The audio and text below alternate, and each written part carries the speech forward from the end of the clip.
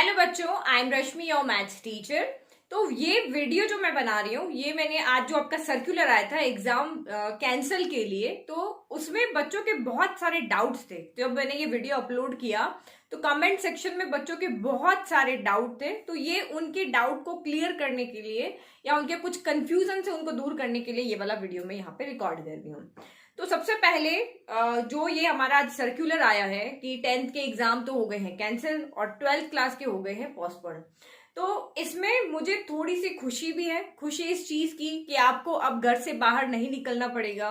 Cases बहुत ज्यादा बढ़ रहे हैं, तो अभी रियली ये सेफ नहीं था कि आप बाहर जाकर के एग्जाम दो, क्योंकि एक दो की बात नहीं, लाखों बच्चे हैं, उनके एग्जाम लेने वाले एग्जामिनर हैं, आपके टीचर्स हैं, तो ये उनकी लाइफ के लिए सही नहीं था।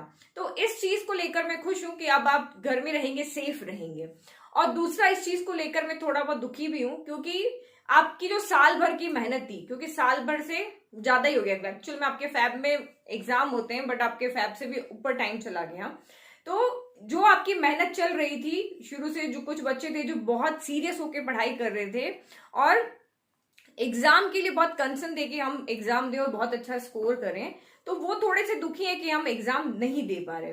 बट उनके लिए मैं एक ही बात यहाँ पे बोलूंगी कि नॉलेज सबसे ज्यादा इंपॉर्टेंट है। ये तो आपकी लाइफ का फर्स्ट एग्जाम था, अभी बोर्ड तो फर्स्ट ही था, इससे बड़े बड़े एग्जाम आपकी लाइफ में अभी और आएंगे, तो आपको अपने आप को प्रूव करने का मौका और मिलेगा। तो सबसे ज्यादा पहले हमारी हेल्थ इंपॉर्टेंट है, और इसके अलावा आपने जो भी पढ़ा है तो वो नॉलेज कभी भी आपका वेस्ट नहीं होता। नॉलेज हमेशा आपको कहीं ना कहीं काम आता ही है। ठीक है, तो अब हम यहाँ पे कुछ डाउट्स की बात करते हैं, जो बच्चों के डाउट्स थे। तो यहाँ पे सबसे ज्यादा डाउट्स ये कि अब हमें मार्क्स कैसे मिलेंगे। तो मार्क्स कैसे मिलेंगे, उसके लिए आपको सीबीएसई ने बताया था कि उन्होंने एक ऑब्जेक्टिव क्राइटेरिया लिया है, तो उस क्राइटेरिया के थ्रू आपको मार्क्स मिलेंगे। अब वो क्राइटेरिया का क्या फॉर्मूला है वो अभी उन्होंने कोई भी चीज डिक्लेयर नहीं की है, कि क्या वो प्री बोर्ड से मार्क्स लेंगे या क्या आपके स्कूल टीचर आपके मार्क्स देंगे। तो वो क्राइटेरिया अभी उसका कोई डिफाइंड नहीं है, तो इसके ऊपर कुछ नहीं कह सकते। सबकी इसमें अलग अलग सोच है कि हमें ऐसे ऐसे मार्क्स मिलेंगे। तो कुछ बच्चे इसमें क्या सोच रहे कि मैम क्या ये ऑब्जेक्टिव एग्जाम होगा, वो इसको ये समझ रहे कि अब हमारा कोई ऑब्जेक्टिव एग्जाम होगा, उसके थ्रू हमें मार्क्स मिलेंगे। तो ऐसा नहीं है। अभी 2-3 दिन में या 10 दिन में ये क्लियर हो जाएगा कि आपको किस बेसिस पे मार्क्स मिलेंगे, क्योंकि फर्स्ट टाइम ऐसा हुआ है पूरा, अगर ओवरऑल जब से एग्जाम यहाँ पे स्टार्ट हुए, मुझे लगता है लाइफ में ये पहली बार हुआ है कि जब आपके बोर्ड के एग्जाम कैंसिल हुए हैं। तो कैसे मार्क्स दिए थे उसका हमें कोई आइडिया नहीं है। तो आज तो जो बैठक हुई थी उसमें सिर्फ यही बताया, सिर्फ सिंपल आपकी न्यूज आई थी कि 10th के एग्जाम कैंसिल हो गए, 12th के एग्जाम आपके पोस्टपोन हो गए। एग्जाम कैंसिल हो गए तो उसके मार्क्स के लिए आपको ऑब्जेक्टिव कोई क्राइटेरिया बनाया। अब वो क्राइटेरिया क्या है, क्या उसका फॉर्मूला है, इसके बारे में हमें अभी कुछ भी नहीं पता है। ठीक है, तो जब इसके बारे में हमें न्यूज मिलेगी तब हम आपको उस न्यूज के बारे में इन्फॉर्म कर देंगे। ठीक है, फिर आपका दूसरा नेक्स्ट क्वेश्चन ये है कि हमारा रिजल्ट कब आएगा। तो मेनली आपका रिजल्ट मिड जुलाई तक आ जाता था, लेकिन जब से ये कोविड चला है तब से पता ही नहीं चलता, सडन कोई भी न्यूज आ जाती है। जैसे आज वाली जो न्यूज है उसके बारे में हमें भी नहीं पता था कि क्या एक्चुअल में हमारे एग्जाम कैंसिल होने वाले हैं या सच में पोस्टपोन्ड होने वाले। हम तो सारे यही वेट कर रहे थे कि मे बी ये पोस्टपोन्ड हो जाएंगे, कैंसिल का तो किसी ने नहीं सोचा था, लेकिन कैंसिल हो गए। तो रिजल्ट आपका जुलाई में भी आ सकता है और 12th वालों के साथ में भी आपका रिजल्ट एग्जाम का आ सकता है। ठीक है, फिर दूसरा आपका एक क्वेश्चन है कि अगर हम रिजल्ट से खुश नहीं हुए, जो भी रिजल्ट आता है उससे अगर हम लेट की खुश नहीं होंगे, तो हम 10th की पढ़ाई करें या अभी हम 11th की पढ़ाई करें। तो देखो इसका कोई वो नहीं है, क्योंकि रिजल्ट क्या आने वाला है ना आपको पता है ना मुझे पता है। मुझे नहीं पता कि आपका 70% आएगा, 80 आएगा, 90 आएगा।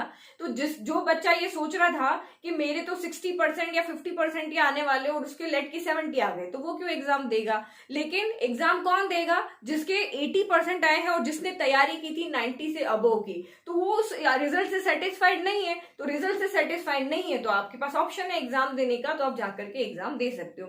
तो ये कोई इसका सीधा ये नहीं मैं कह सकती कि नहीं आप पढ़ाई अपनी 10th की कंटिन्यू रखो और आप उस एग्जाम को दो। तो ये नहीं, ये आपके रिजल्ट पर डिपेंड करेगा। ये रिजल्ट कैसे बनाते हैं उसके ऊपर डिपेंड करेगा कि आपके मार्क्स जैसे आएंगे उसके अकॉर्डिंग आप यहाँ पे अपनी मेहनत से आप उसको देखोगे कि ये मेरी मेहनत के अकॉर्डिंग मेरे मार्क्स या मेरे जितनी मैंने तैयारी की थी या इससे मैं ज्यादा ला सकता हूँ, तब आपको यहाँ पे देखना है। तो अभी आप अगर उसको रिजल्ट आने का वेट करो तब तक आप 11th की पढ़ाई करो। ठीक ठीक है, 10th को अभी छोड़ दो, 11th की पढ़ाई आप करो, क्योंकि अभी जैसा सिचुएशन चल रही है, अभी हमें 12th का भी नहीं पता, अभी उसका भी 1 जून को डिसाइड होगा कैसे एग्जाम होंगे, कब होंगे। तो अभी आप 11th की तैयारी में लग जाओ, 10th को अभी छोड़ दो, ठीक है। जैसे ही आपका कुछ होगा, रिजल्ट आने के बाद आप डिसाइड करना कि आपको एक्चुअल में एग्जाम देना है या नहीं देना है। फिर दूसरा ये कि स्टेट बोर्ड जिनके एग्जाम पोस्टपोन्ड हुए थे, लाइक कि यूपी है, राजस्थान है, छत्तीसगढ़ है, महाराष्ट्र है, तो वहां के बच्चे क्वेश्चन कर रहे हैं कि क्या मैम हमारे एग्जाम भी होंगे कैंसिल, क्योंकि हमारे तो पोस्टपोन कर दिए, उनके एग्जाम अप्रैल से होने वाले थे। तो इसके लिए स्टेट बोर्ड के लिए अभी कोई न्यूज नहीं आई कि वो अपने एग्जाम को पोस्टपोन ही रख रहे हैं या एक्चुअल में वो एग्जाम लेंगे। तो जैसे ही इन जो भी स्टेट के एग्जाम यहाँ पे जिनके पोस्टपोन हुए हैं, या किन किन स्टेट के आपके एग्जाम यहाँ पे नहीं होंगे या कैंसिल होंगे या पोस्टपोन होंगे, जो भी इंफॉर्मेशन मिलेगी, तो आप स्टेट बोर्ड वाले भी बच्चे चिंता मत करो, आपको भी यहाँ पे बराबर इंफॉर्मेशन मिल जाएगी कि क्या आपके एग्जाम कैंसिल हो रहे हैं या आपके जो पोस्टपोन हुए हैं उनकी डेट, जो भी आपको पता चलेगा। तो आप इसमें काम कर सकते हो, अपनी स्टेट की जो साइट है ना उसको बराबर आप चेक करते रहो, ताकि आपको वहां से पता चल जाएगा कि आपके एग्जाम कैंसिल हो रहे हैं या आपके एग्जाम पोस्टपोन्ड हुए, ठीक है। और मुझे जब भी कोई इन्फॉर्मेशन मिलेगी तो मैं आपको यहाँ पे वीडियो के थ्रू तो बता ही दूंगी, क्योंकि मैं तो आपके साथ हूं ना, बिल्कुल। नाउ नेक्स्ट, अब कुछ बच्चे क्या होते हैं जो 7th 8th तक बिल्कुल एवरेज होते हैं, कम पढ़ते हैं, नहीं पढ़ते हैं, ठीक है। फिर 9th 10th में आके उनको, या 10th में बोर्ड की आके उनको टेंशन हो जाती है कि अब तो बोर्ड एग्जाम है, अब तो हमें पढ़ना चाहिए। तो वो बच्चों का ये डाउट है कि मैम मेरे अगर 9th के बेसिस के ऊपर अगर एग्जाम देते हैं तो 9th तक तो मेरे कोई अच्छे मार्क्स नहीं आए थे, अब 10th में भी मैंने प्री बोर्ड नहीं दिया, मेरा 0 असेसमेंट था इन एक्टिविटीज के अंदर, या मेरे प्रीवियस जो ईयर के एग्जाम भी अच्छे नहीं हुए, तो मुझे कैसे मार्क्स मिलेंगे? बट इस साल तो मैंने बहुत अच्छी पढ़ाई की थी, तो मुझे कैसे मार्क्स मिलेंगे? तो इसका भी अभी कोई आंसर, आपका जब ये क्राइटेरिया आ जाएगा ना कि किस बेसिस पे आपको मार्क्स मिलने वाले हैं, तो इन सारे डाउट्स के आंसर वहां आपके क्लियर हो जाएंगे।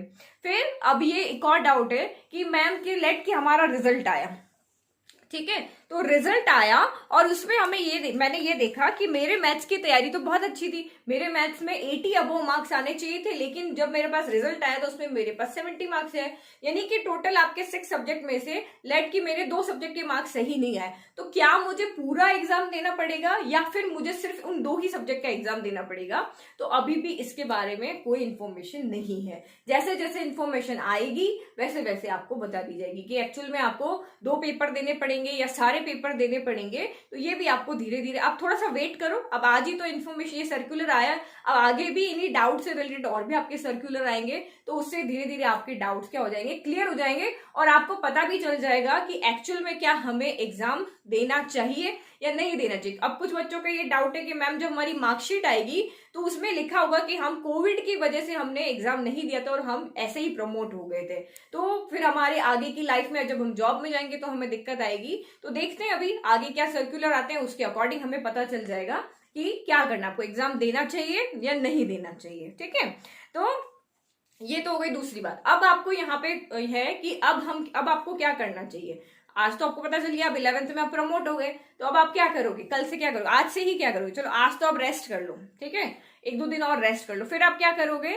तो आप यहाँ पे अभी से 11th की तैयारी में लग जाओगे। आप 11th में जाके, क्योंकि रिजल्ट तो अभी नहीं आया है, तो ये डाउट है कि मैम हमें जब रिजल्ट नहीं आया तो कैसे पता चलेगा कि मुझे साइंस मिलेगी कि नहीं मिलेगी, या मुझे मैथ्स मिलेगी कि नहीं मिलेगी। लेकिन आप यहाँ पे ये तो क्लियर हो ना कि मुझे आगे जाके कौन सा सब्जेक्ट लेना है, मुझे कॉमर्स लेना है, मुझे आर्ट्स लेना है, मुझे मैथ्स लेना है, तो आप उसकी तैयारी में अभी से लग जाओ, क्योंकि 11th 12th लाइफ का बहुत इंपॉर्टेंट पार्ट है। क्योंकि अभी जो आपका 10th वाला पार्ट था ना, तो ये पूरा ईयर तो आपका सोचने समझने में ही लगे, क्योंकि बार बार नए डिसीजन आ रहे थे, कभी सिलेबस कम हो रहा है, कभी कुछ नया आ रहा है, कभी क्या हो रहा है, तो इस वजह से आप यहाँ पे इस ईयर बहुत डिस्टर्ब थे। लेकिन 1 साल आपने इस कोरोना का या इस पेंडेमिक को पूरा समझ लिया है कि कभी भी कुछ भी हो सकता है, तो इस बार सिलेबस तो आपका बिल्कुल भी कम नहीं है, तो आपको पढ़ाई करनी है, ठीक है। तो आप अभी से लग जाओ इसमें। 11th आपका पूरा बेसिक है 12th का, तो 11th को आपको बिल्कुल कंसेप्ट से पढ़ना है, एक एक चीज आपको कंसेप्ट से पढ़नी है। वीडियो सारे यूट्यूब पे अवेलेबल है, आप वहां से देखो, अपने नोट्स बनाओ, धीरे धीरे आप पढ़ना शुरू करो, धीरे धीरे एक एक एक्सरसाइज देखो। क्योंकि अगर आप मैथ्स की मैं बात करती हूँ तो 10th से 11th बिल्कुल डिफरेंट है, ठीक है। वहां पे एक चैप्टर में ज्यादा ज्यादा 5-6 फॉर्मूला होते थे, और अभी आप आओगे तो बहुत सारे फॉर्मूला से बहुत सारी चीजें हैं समझने के लिए। तो कंसेप्ट से समझने के लिए आपके पास अभी बहुत सारा टाइम है। अब अगर नेक्स्ट ईयर के एग्जाम की हम बात करें तो फेब में, मार्च में एग्जाम होते हैं, तो अभी तो हम अप्रैल में ही बैठे हुए, हमारे पास बहुत टाइम है। तो इस टाइम का आप अच्छे से यूज करो, ठीक है। इस बार जैसे आपने टाइम वेस्ट किया था, लेकिन अब आप 11th में आ गए, अब आपको अपने लिए टाइम यहाँ पे वेस्ट नहीं करना है, ठीक है। तो सबसे बड़ी बात ये पढ़ो, और आपने इस साल अपनी हॉबीज को अगर टाइम नहीं दिया है तो आप अपनी हॉबीज को भी टाइम दो। या आपको अभी आप ऑनलाइन क्लासेस ले सकते हो अपनी हॉबीज के लिए, लेकिन खाली नहीं बैठना है। खाली बैठोगे ना तो बस 1-2 दिन में बोर हो जाओगे। तो इससे अच्छा आप किसी न किसी एक्टिविटी में, पढ़ाई में, क्योंकि पूरा दिन तो आप पढ़ नहीं सकते, तो थोड़ा पढ़ाई भी करो, एक्टिविटीज भी करो, अपनी हॉबीज को भी टाइम दो, और इस तरह से करके और अपने टाइम को अच्छे से आप इसको यूटिलाइज करो, ठीक है। फिर आप यहाँ पे एक चीज मुझे और यहाँ पे बतानी थी आपको, ये तो मैंने आपको बता दिया 10 के बाद अब आपको करना क्या है। अब एक चीज और ये है कि देखो यूनिटी में कितनी पावर होती है, वो चीज में मुझे बात करनी है, ठीक है।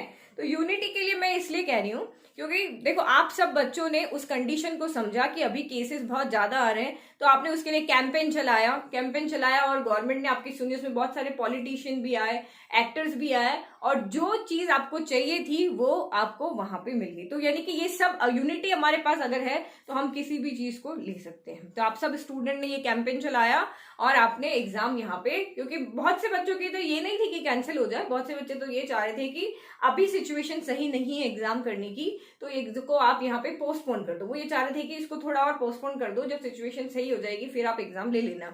लेकिन सीबीएसई ने तो आपके एग्जाम यहाँ पे कैंसिल ही कर दिए। ओके, तो आज की रात तो अच्छे से सो, एंजॉय करो, बाय।